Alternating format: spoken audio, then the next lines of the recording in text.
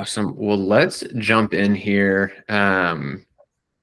If anyone is new to Strata Office Hours, basically how this works is we've got Justin and Ben, who are two experts today, and they're going to be kind of walking us through some of their metrics as far as what they track on a daily, weekly, and monthly basis.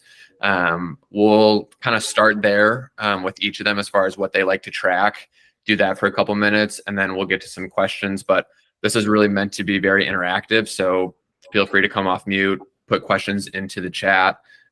This is meant to be a back and forth, so please, no question is off limits here, especially for Ben and Justin. These guys are both open books, and if you witnessed last office hours, they got into a nice, not argument, but just a nice debate, so it was entertaining as well, but really good, as Justin and Paul and I talked about it on the last recording that we did with them.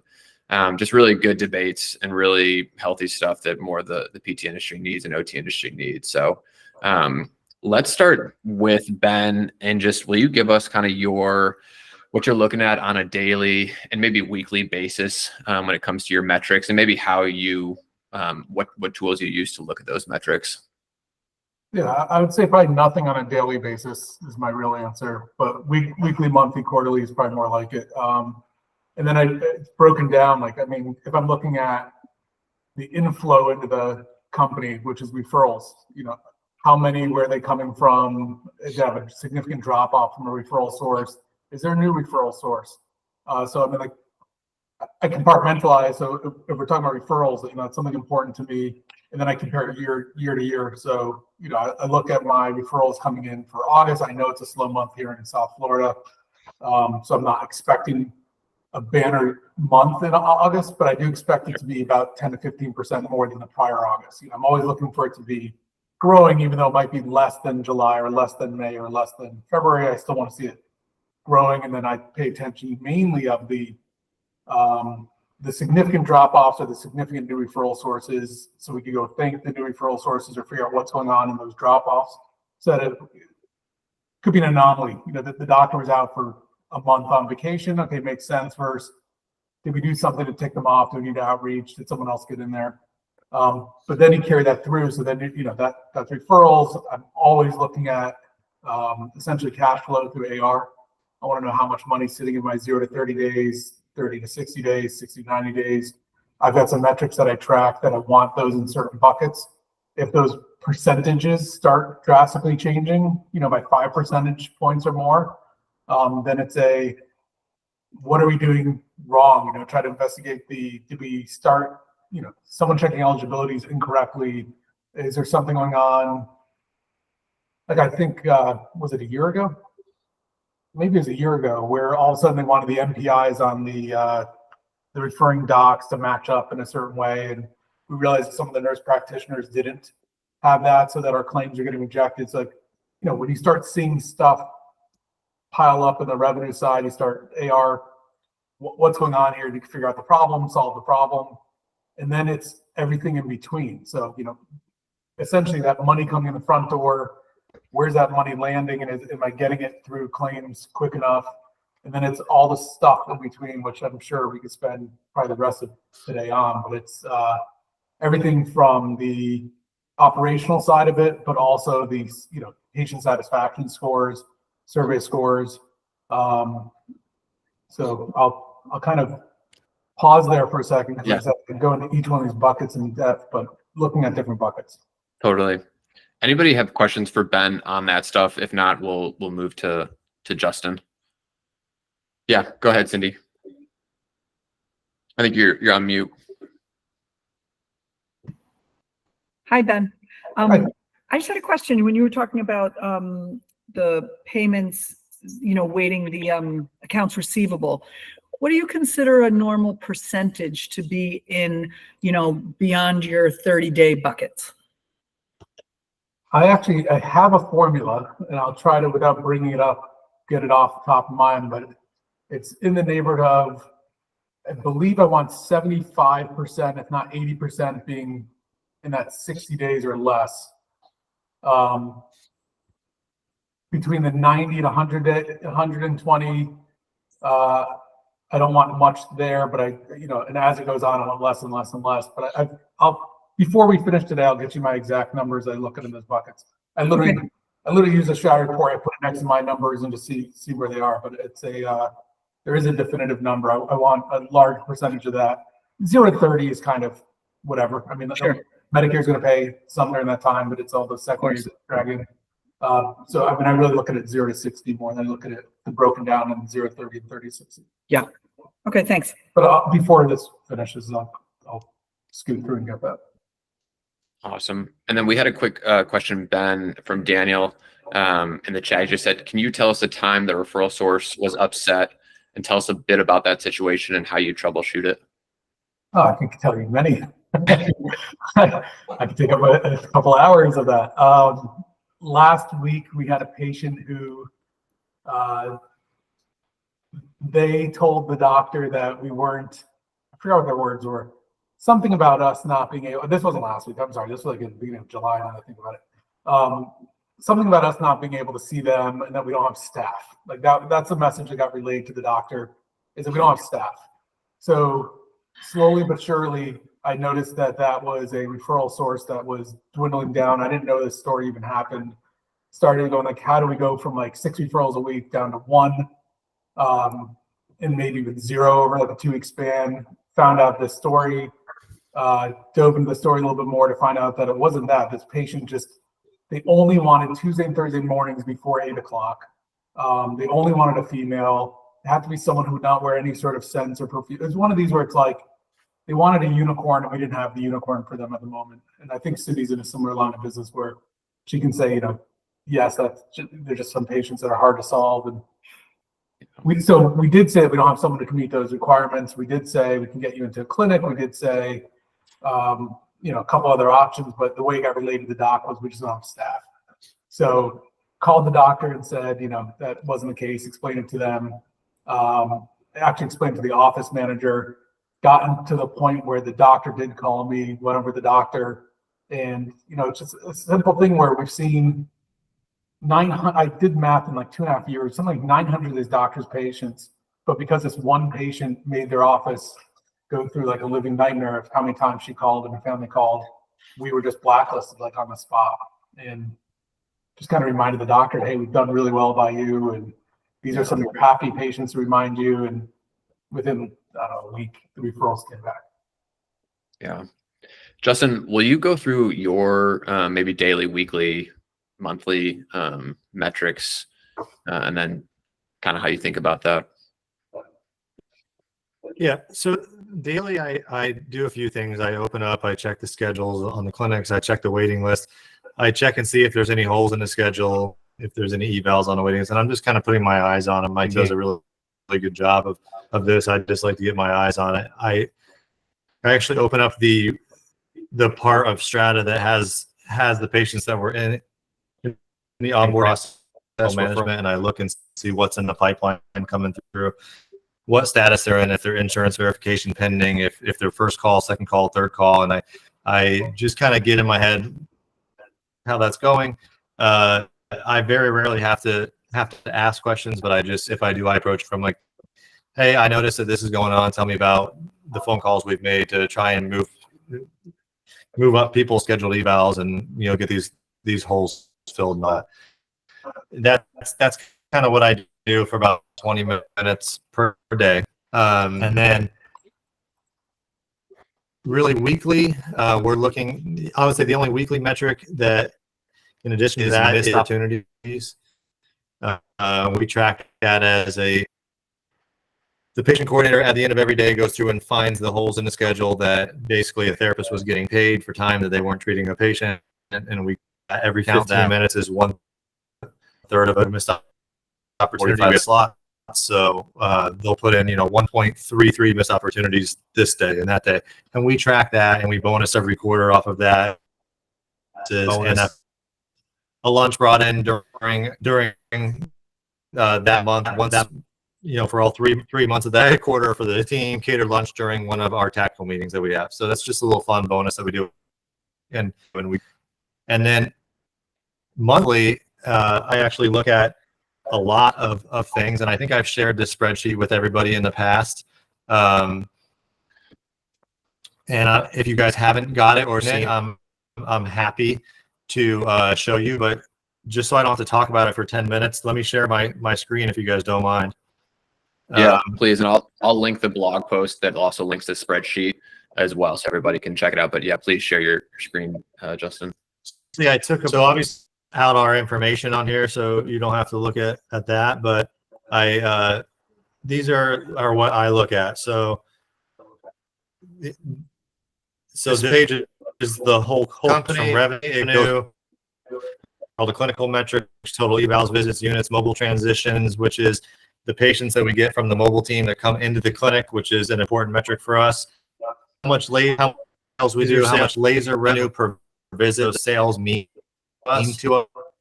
And I go and break down. So most of these numbers I'm pulling from Strata, EMR, and the revenue number and the expenses I'm pulling off the P&Ls. P&Ls we get our about the third business day of the month. So and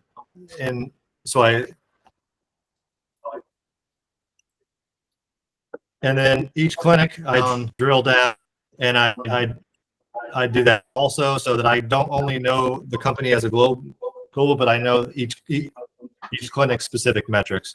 And really, so the whole point of this is to give me an overview to tell me if I need to dive deeper into a specific number that I see that's not making sense. But this spreadsheet's rigged out to where every clinic that I have, I actually calculate the net profit after corporate split. And the way that we do it is we have a set number of expenses that we classify under corporate expenses. Those corporate expenses get shared based on the percentage of the total revenue. So at any given time, I know the trailing 12 months and the trailing 12 to 24 months in numbers. This takes about 3 hours every month to do, maybe 3 or 4 hours, but it gives me a big insight into the health of the company, kind of where we need to go. And I put together maybe a year ago, and because I really wanted something that bridged the gap between the numbers we were seeing in the EMR and the numbers we were seeing on the financial statement. So it's been a big thing for me. I'm very, very happy that I did it. I'm happy to share, this with you guys and save you a bunch of time. But I know that my spreadsheet's not going to work for everybody. So I would say, sorry about that. I would say that that spreadsheet, you definitely have to take it and make it your own, or add to it, make it better, whatever, Yeah, that's super helpful. I just linked the blog in that episode that you did with Paul, Justin, and within that blog is the link to the spreadsheet. So feel free to make a copy of that. And Thomas, by the way, that sheet has changed even since that meeting, because I update it every month. Like, cool. I've thrown out a couple metrics that after time I've been like, you know what, that metric is not truly valid or not accurate for us, so I'm going to stop at it, and I added more. So it's something that kind of evolves every month as you go also. Okay, awesome. Yeah, and I'll get that new one from you, Justin. We can update the blog. Any questions for Justin on that stuff? Go ahead, Richard. Yeah. Hey, Justin, you made a comment that that basically, I think you were inferring that your financial statements don't agree with Strata. So why would there be? Why are there differences, particularly in like your revenue or your therapist pay? Isn't that all in Strata? And don't you get that from Strata for your financials?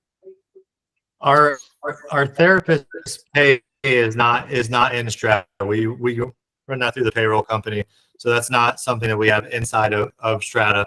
Okay. And the reason why, and our numbers match up very closely with the only issue is we operate on a cash basis on the financials, and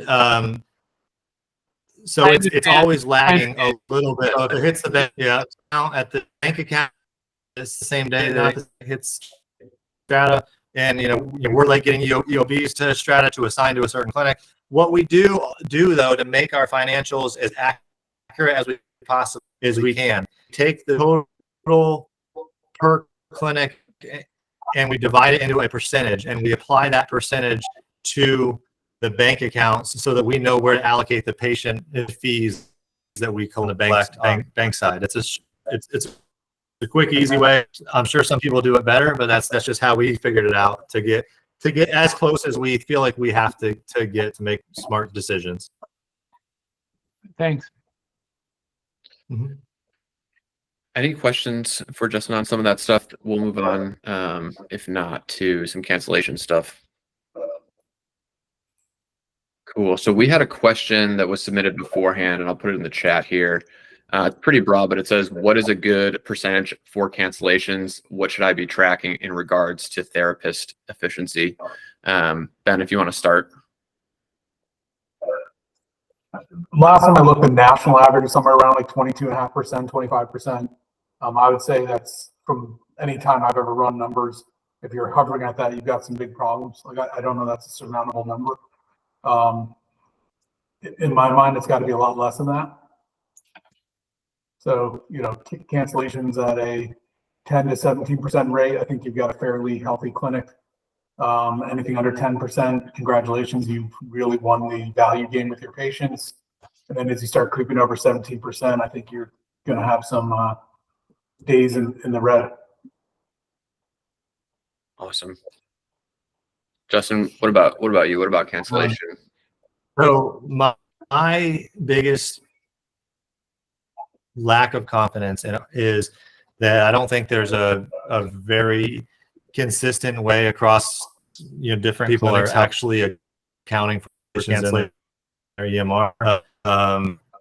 I would say it's important to have a policy that you're handling cancellations exactly the same all the time. So if it's outside of 24 hours, if it's outside of 7 days, what happens if someone calls you to onboard, and our team onboards for the entire plan of care so that we don't get in a situation where we don't have slots for them. And so what happens if someone books 12 appointments back in the hospital and cancels all 12 in the system? Does that count as 12 cancellations? Well, yes, it does technically. So what we've done, and we use Strata, and this is the way it lets us do it. Strata is we'll first visit on a patient like that, so it's in there as a cancellation, and we can document what happened, and then we'll delete the rest of them out of the schedule under deletion, so that it's not cancellations. And it's important to understand, is it outside of 24 hours, is it outside of 7 days? So I don't know what the national average is, what they're talking to. Are they talking to total cancellations? Because our cancellation rate is humongous when you think of, we have people, long time out canceling appointments and then rescheduling them. So it can easily get skewed. So you can't have a bad metric that you're tracking and trying to, so make sure that's being tracked properly. That is the reason though, we moved into missed opportunities, because like cancellations were a hard metric to really pin down. I know lots of people have. That's not where I think we've excelled on. I do think that we're doing good as far as cancellations, but I can't tell you it's accurate if you were comparing it across with your clinic. So missed opportunities to us is that loss of revenue where we could have or should have had a patient in that slot. So that's the reason why we lean towards missed opportunities over cancellation rate. Now, I do cancellation rate still. And instead of looking at it as a company as a whole, because we have multiple clinics, I really like to compare it clinic to clinic, so I can see if one clinic is better than the others or worse than the others, and I can try and figure out what can I do to help improve that we can control, because we do serve an older Medicare population, and they do have doctor's appointments pop time. All that we do have a lot of cancellations. You have to try and distinguish between what's your control and what is not. So what's lost due to lack of perceived value that the patient is seeing that you can control and what is just outside of your control. I do think it's also important to track adherence to their plan of cares too. So if you're seeing that you're not completing your plan of cares and people are dropping off earlier, that's a very important metric. So if you're tracking cancellations where people actually just say, you know what, I think that after 4 visits, I've learned what I can learn and I'm going to cancel my last 8. Thank you. See you later. That's a trainable perceived value issue that we can work on. Yeah. Cindy, I know you had a question here and she put it in the chat. It was, if a patient cancels, do you collect a CX fee and do you pay your therapist anything? Ben, if you want to start. I mean, obviously it depends on how the therapist is being paid. If they're being paid per visit, which is probably most likely the case, or per unit. We've been doing home-based visits for, I don't know, 18 years or something. It comes up once in a while, but the answer is no, I don't pay the therapist unless they've just had a rotten day and like 6 people canceled on them in one day, or they had an inordinate amount of cancellations that week.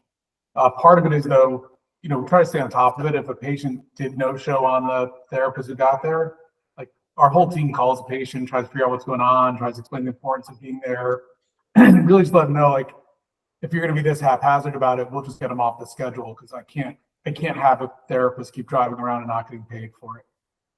I've never had success collecting cancellation fees from patients. I think it's like yes, I have it on my paperwork. It says that they will pay it and I can charge them. I just think that it's a really tough practice to enact.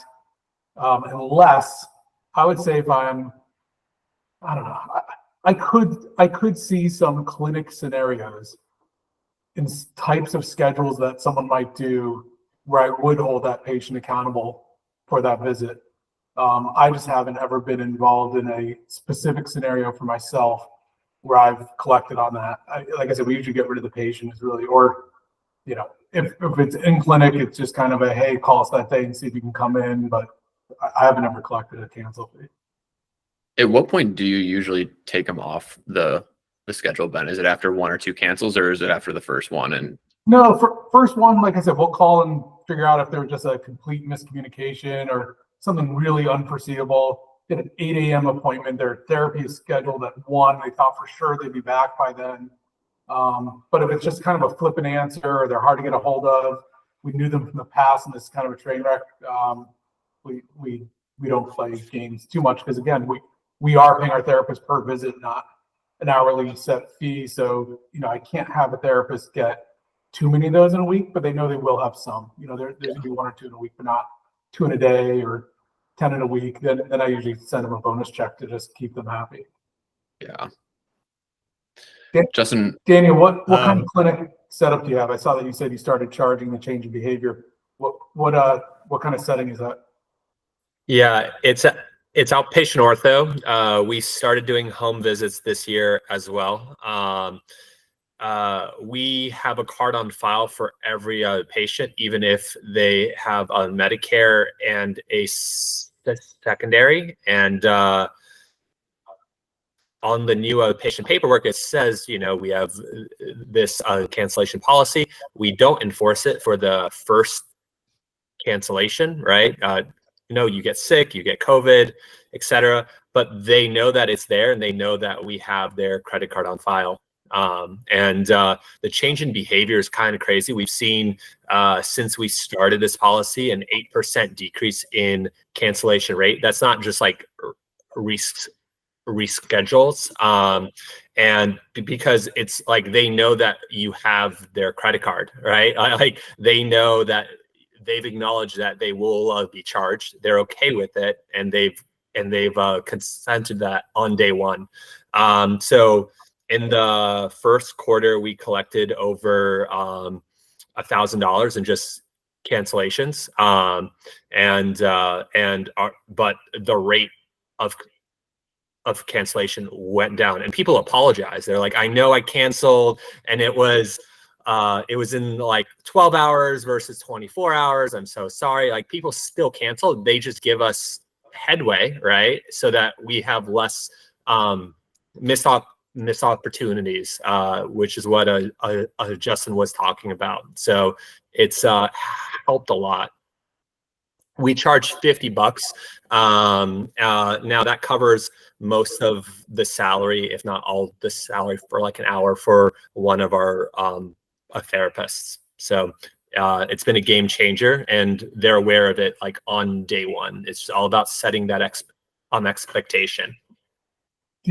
I'm just putting a patient lens on for a second, like, because I've walked out of many offices as a patient, not physical therapy offices, but doctor's offices, dentist offices.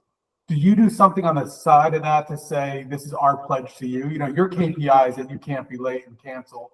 Do you have a KPI that says, we guarantee that we'll take you within 5 minutes of your point? Something where you're setting the bar to say, we take it as seriously as you do, and this is what we're going to guarantee. As long as you guarantee you're not going to miss your appointment. Do you have a guarantee to them? And have you ever had to come up on that?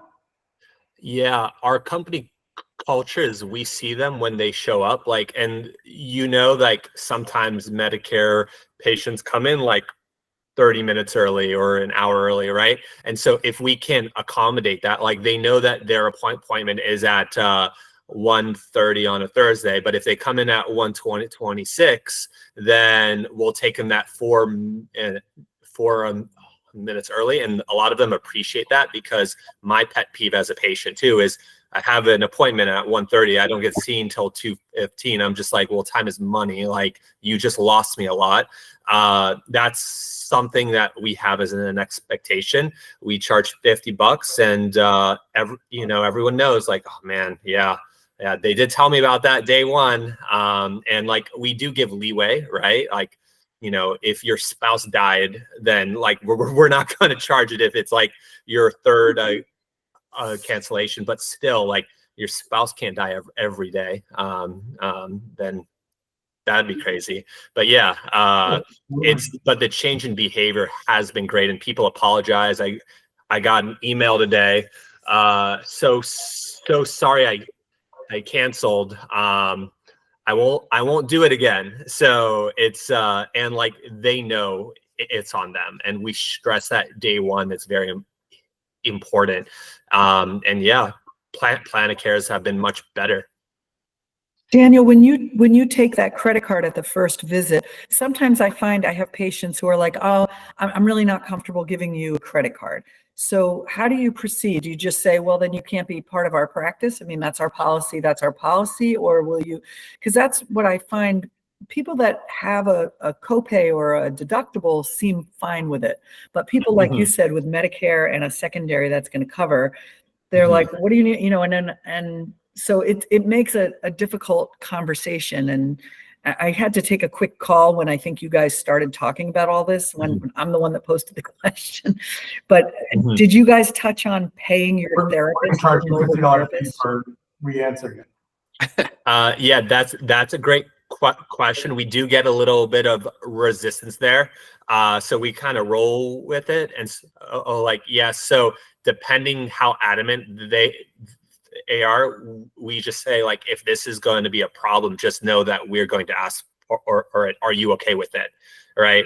And like, if you can like put a second signature right here, so like we have it that they like signed it twice, right? So like they didn't just affirm once, they affirmed twice. It's like yes, right? So like we got 2 out of them. So when it does, we're not gonna be like, hey, remember that conversation we had? We can't schedule your next visit unless this cancellation is paid for.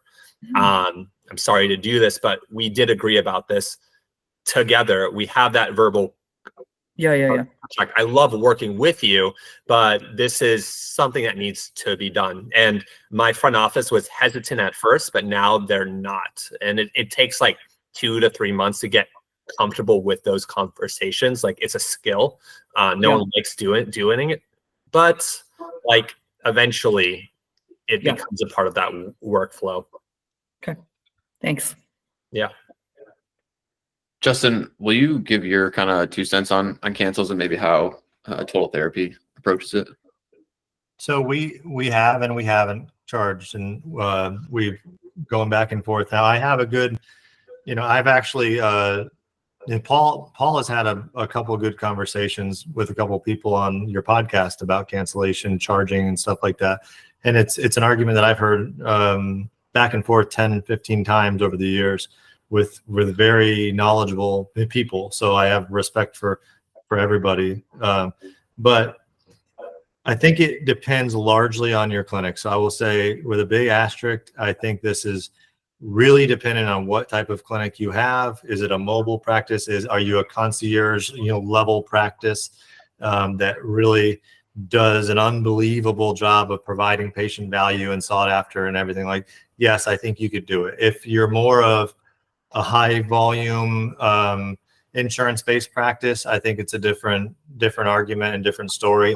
Ours kind of falls in the middle. I would say we are high volume, but we try to be the best in concierge level service and all that. So I will say that about a month ago when we decided to go a quarter without charging. Okay. Cause I have a year's worth of good data on how many thousands of dollars we've collected. I also spent a day or two digging through every single one of those charges, pulling up the patient accounts and seeing how many visits they came after we charged them that $50 fee.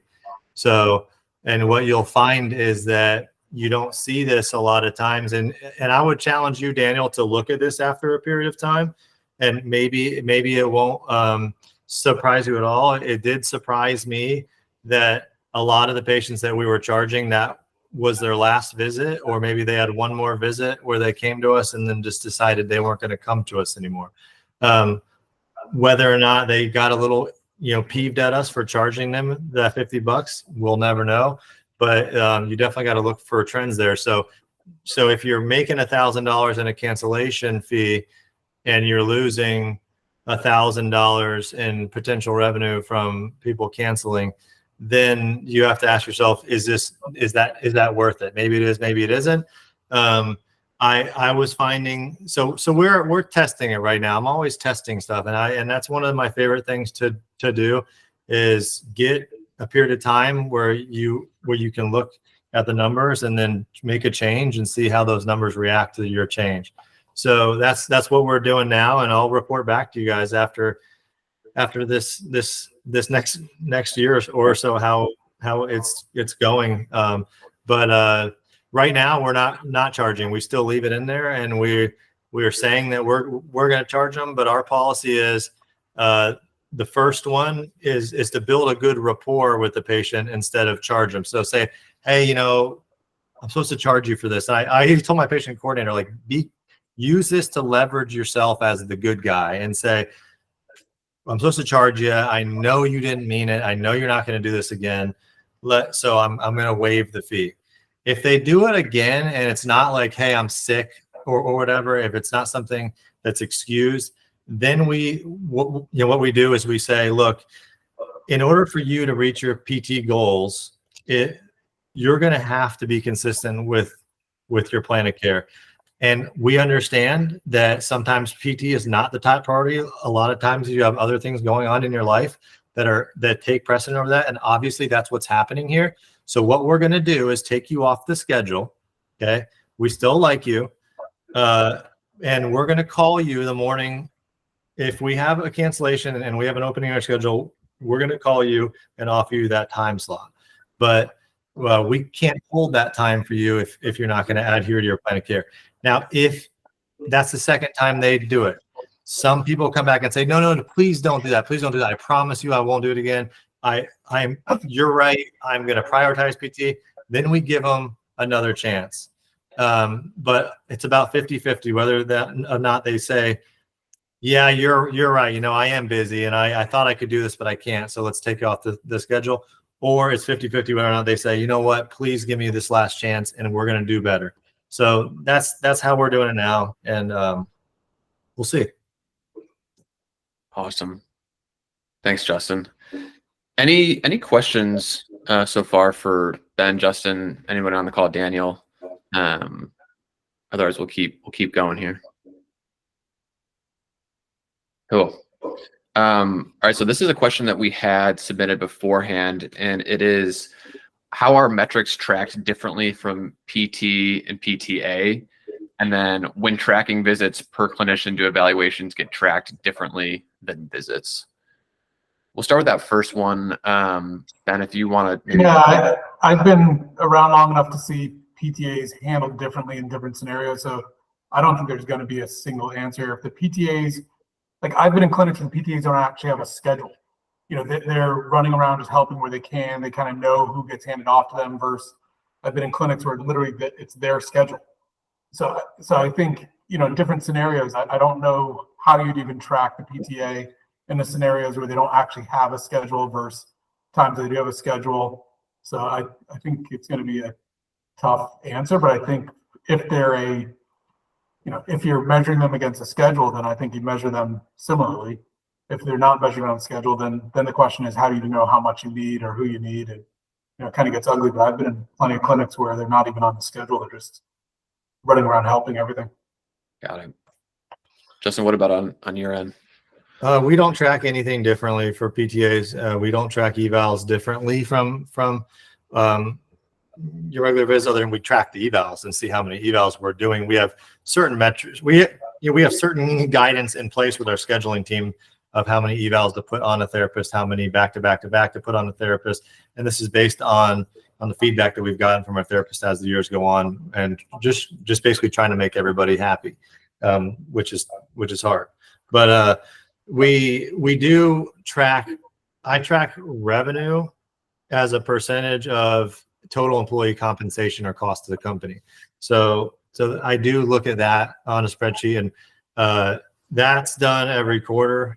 And we take the total employee costs, including benefits and taxes and everything, and we're dividing that by how much revenue that actual therapist is making, and we have a certain specific number that we want to have there that I think is going to be extremely unique to your practice. But I'd say first we look at that broad number, and if we see an issue with that, we ask ourselves why that number's off. So is it a startup clinic where there's a lot of holes in it, and we understand that, but we have to have a really solid clinical team on staff, on salary to because we're expanding quickly and we can't make that hire real quick, then yeah, we're going to be worse off there. But we can look at our startup clinics, our kind of mid-tier clinics that have been open for 18 months. And then we can look at one we call fully vested as far as patients go, but it's about 3 years where that startup clinic becomes busy, I would call it. And, where we're on a wait list most of the time. And then we have a certain number we're trying to hit. So as long as we're looking good there, no, we don't really care. And, I think it was different back in the day when the PTA cut didn't exist. But now I think it's evened out the playing field a little bit. So we've actually seen less PTAs, just because we've hired PTs when we can, because we're not actually making more money off the PTA like we had in the past. Sure. Cool. This is kind of a broad question, but for someone who's just starting to track their metrics and just kind of get into that habit, what are some mistakes that you guys maybe made early on in your careers that you would, advise people to avoid if they can, when it comes to just setting up the spreadsheet, starting to track, build that kind of stuff out? Since I'm already talking, I'll take that. Yeah. I would say start off with metrics that are just one item. Don't start off with things that are already, just one metric, whether it's visits or revenue or something. Don't try and do revenue per visit to start and then divide that. It gets very complex. Look at your metrics, individual metrics, and then make your own out of it. And you also have to make sure the metrics you're looking at are accurate, because you could find out that unknowingly the way that you code a visit type or something like that, it's not counting in there.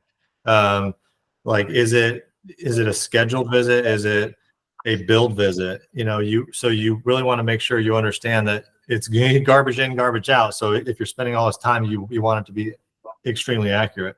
But I would say start off with with the basics, and then get to know, those, and then start to add in, the more, now my spreadsheets are extremely complex, but they don't seem complex to me because I understand the way every metric started and how it acts, which is really actually unique. I think one of the funny metrics is profit. There's a lot of times where you feel like something is making a big difference in your business. It's either making you lots of money or costing you lots of money, and you control for it, and you realize that that's not true. Patient visits is one of them. So if you're seeing patient visits and they're not actually paying you what you're supposed to be paid, and you're trying to drive up patient visits, and you're taking all these insurances, and you're doing this, and so you have to have a spreadsheet or to tell how a specific metric impacts your profits. I totally echo that.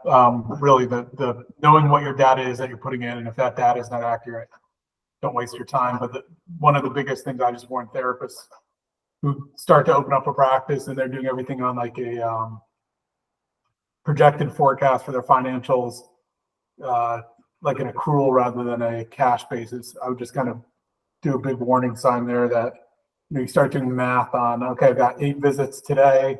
8 visits gives me an average of 103 visits. And you start projecting, if I get to 10 visits, if we get to 20, and you're like, okay, great. My payroll is 29,000. My projection is 38,000. I'm in the positive. If you don't start considering accounts receivable that really drives that,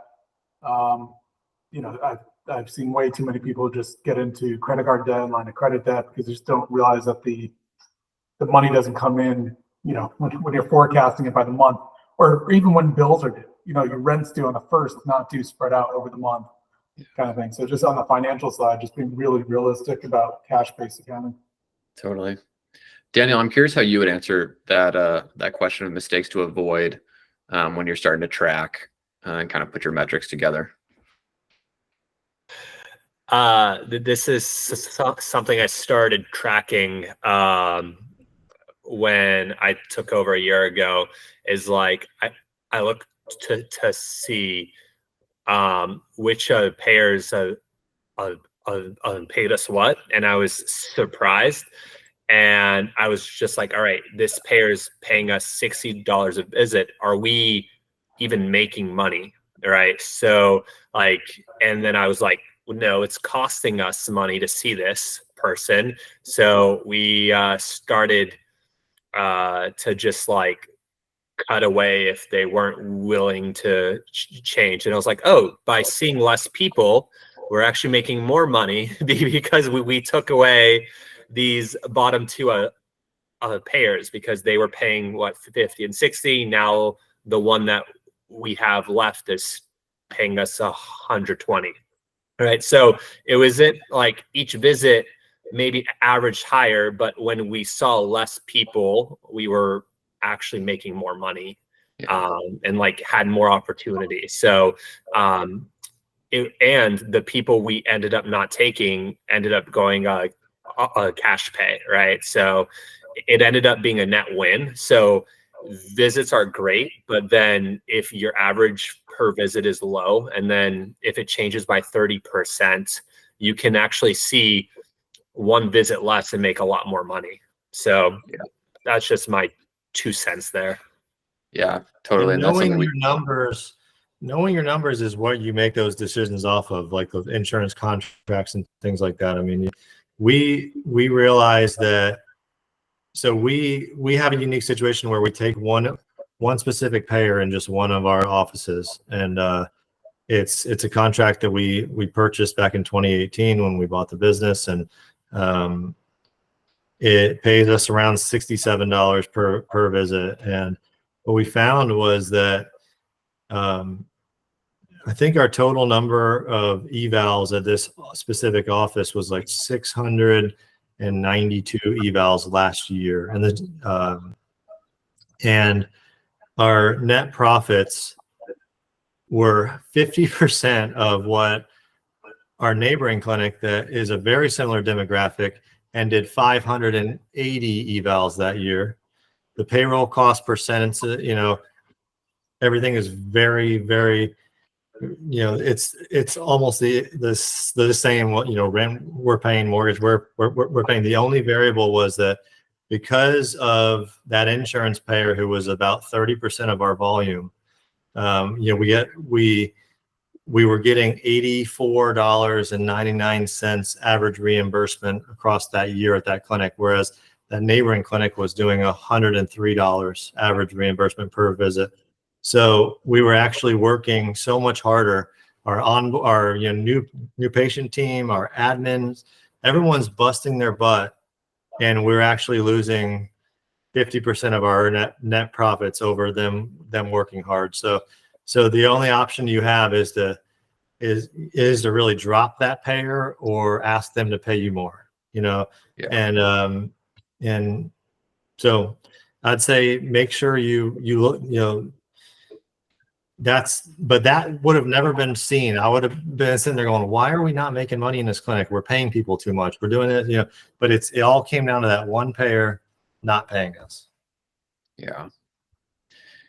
Let's talk about, Cindy, I think your question that you and Daniel and Ben are going back and forth with, but for the group, Cindy asked, do you take patients with Medicaid as a secondary where you know you will lose 20%?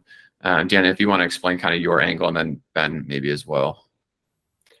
Yeah, so we're in network with Medicare. We're out of network with Medicaid. This came up with like 2 patients. They wanted us to see them. We told them we can't take their co-insurance. They signed an ABN, and we seek counsel on it. We got differing opinions. Like, it's asking like 2 lawyers. You get like 3 different opinions. The patient understood that they have the responsibility, so they picked option 2. So we continue to need a bill, and they pay their co-insurance there. Yeah. Got it. So yeah, and then Ben. If I was consulting someone, even with an attorney, I wouldn't feel comfortable with that answer. But it's, you know, if it's a covered service, so if you're billing a 97110, you know, if you're billing a covered service, you can't really apply an ABN compared to if it's something that's not covered anyway, laser, let's say, then you've got an out because it was never going to be a covered service, so they've got a responsibility. But I probably over 10 times I've sought legal opinion, and 10 of the 10 times they all said the same thing. Lisa, who just chimed in, she's a compliance expert and billing expert that I know. Yeah, you really can't ABN a patient out of an otherwise covered service. It's again, if you feel comfortable with it, I'm not telling you not to do it. I just wouldn't, in a sweeping form, tell people to feel comfortable with it. yeah. There's it was a situation that came up where they had like Medicare on Medicaid. I asked like a few professors, and then I asked our like legal team, and then they came back with like 2-3 different options. And then I asked the patient, what do you feel comfortable with? And they were like this, and so they chose to pay out of pocket. And I told them, like, I can't survive off of like the 80%, like, unfortunately, and they understood, and they made the decision. So, any questions? And Lisa, if you want to chime in there, please go ahead. If not, we'll keep rolling here. I think that this is just a broader topic of the fact that no one understands with very, very confidently medical billing and compliance. So because you have all these arguments, but no one's 100% sure. I mean, at least I'm speaking for the average practice owner. You know, we can do what we're told, and we think we know what we want to do for the company, but it's not always agreed upon by everybody. So Yeah. I think that's the risk that's when you have to just take yeah, that's when you have to take ownership for your company and make your own decisions, kind of. Yeah. So Yeah. I think Lisa's going to chime in here. One quick question that we had here that was submitted beforehand was, where do you find accurate fee schedules from insurance contracts? I don't know if that's too much of a topic or too broad of a topic, but any thoughts from Ben or Justin there? You mean I your can say contract with your? Yeah, so the question was how to find accurate fee schedules from our insurance contracts. you have to call them and ask them to send it to you. What do you say on? Yeah. There's so many messed up things about insurance contracts. Last time we were talking about this, but you have to call them and ask them. And even when they give you an answer, you have to ask them if that's the right answer or if there's more that they need to tell you. Because if you don't, then they could go back to you later on and say, no, that was wrong. Be like, well, you told me. No, we didn't tell you that. We just didn't tell you the whole story. Now you have more of the story.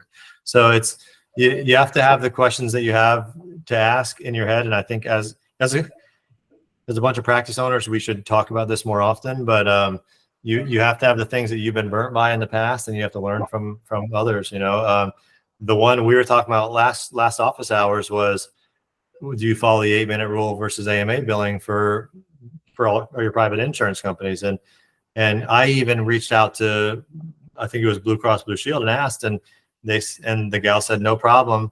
I can, yes, you can bill that way. So I think I was talking with Nancy Beckley through an email thread, and she said, yeah, you that person did tell you that, and you have it in writing, but there's a possibility that if they ever went back and audited you, that they would still ask for that back, because that person might be wrong. And I'm like, so where does this stop? Like where does this stop?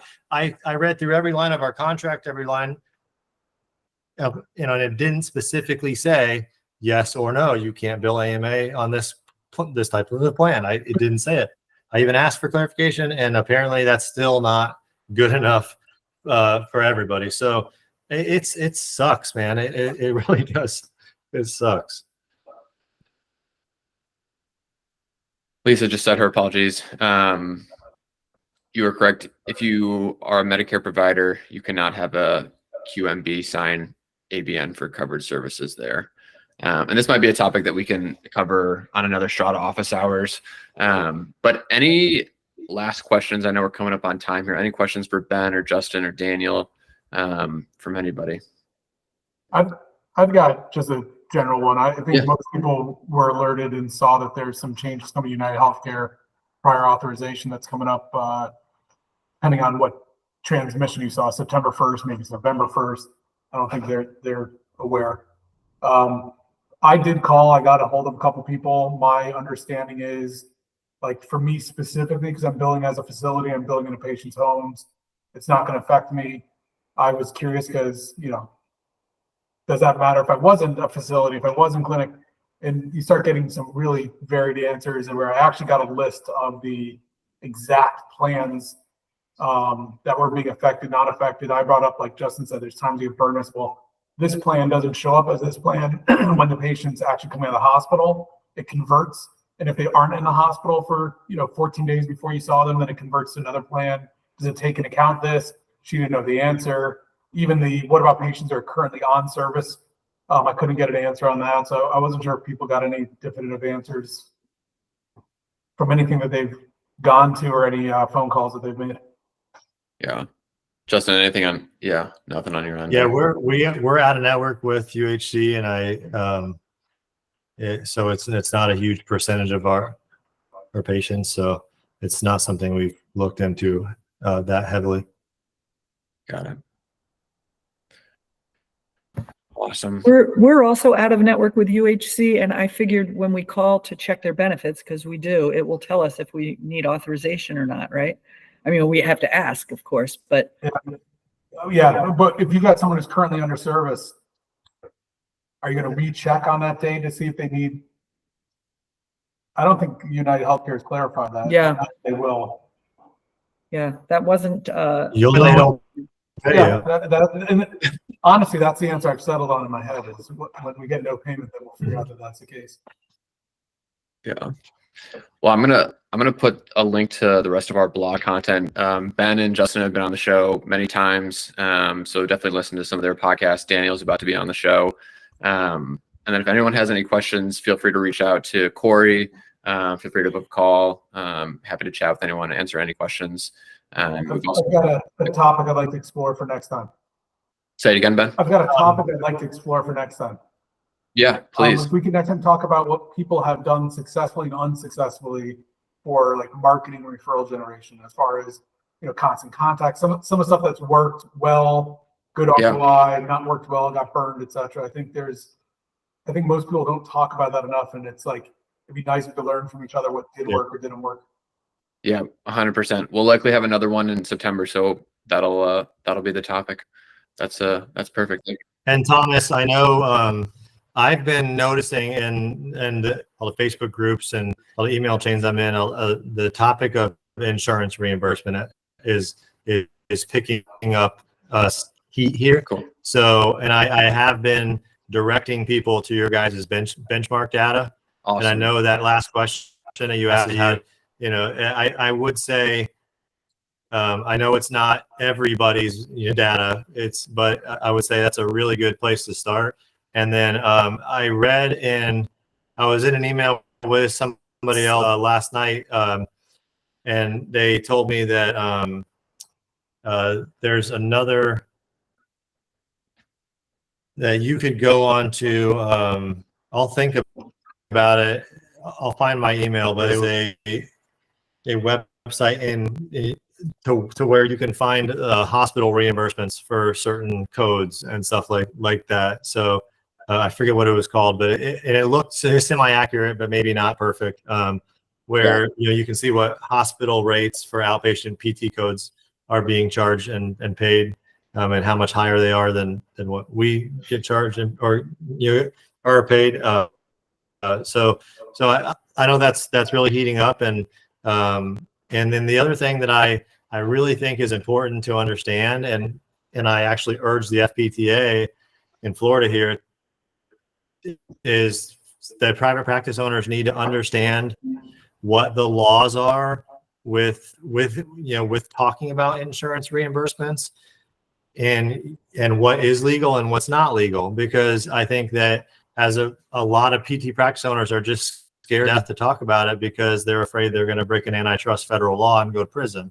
So I think we need good guidance on what kind of conversations we can have and where we need to stop talking if the conversation goes in the wrong direction.